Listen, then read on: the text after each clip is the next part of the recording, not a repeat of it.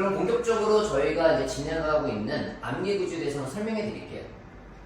이제 결론부터 말씀을 드리면 대부분 이제 학부모님들 학생들은 저 암기 행위에만 집중을 합니다.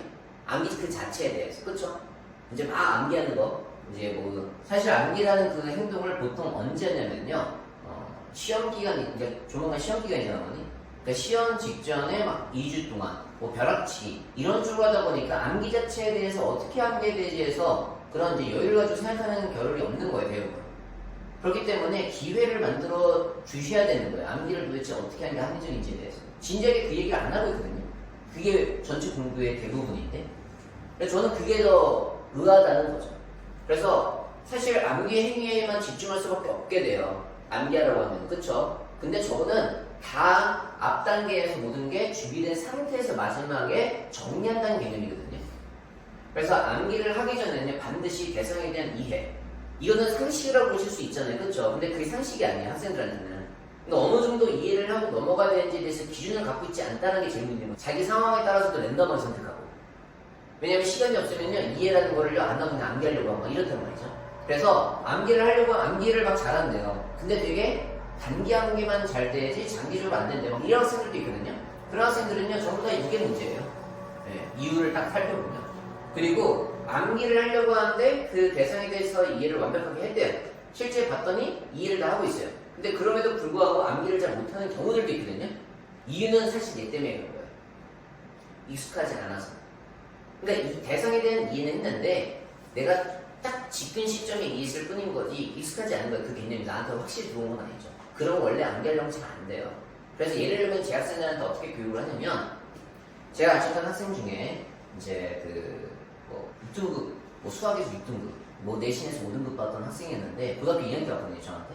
근데 그 학생이 이제 정말 잘 따라했어요. 제가 말한 그대로 공부를 해서 지금 어디 갔냐면 이제 문과에 있었는데 중간에 이과로 바꿔서 이제 의대를 들어갔어요. 올해 정시로. 근데 전국 300등 안 내렸어요.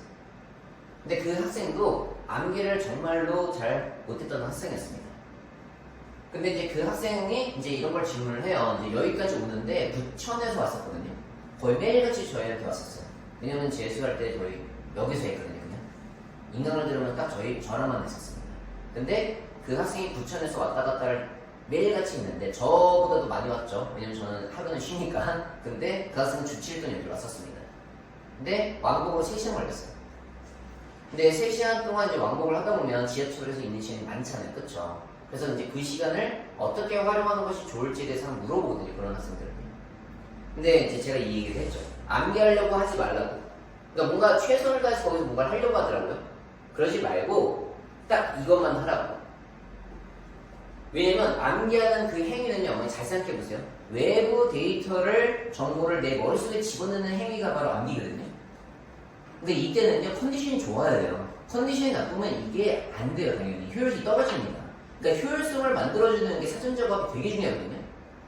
그래서 암기할 때는요. 컨디션이 좋을 때 암기를 해야 되는 거고 집에 갈 때는 이미 힘들잖아요. 그쵸? 아침에 막 6시 반에 일어나서 여기 오기 힘들 거 아니에요. 그럴 때는 저 익숙 단계 내가 암기를 하려고 하는데 그거에 대해서 당장 암기하지 말고 익숙하지 않은 것들은 계속 읽으라고 했어요. 익숙하게 만들라고.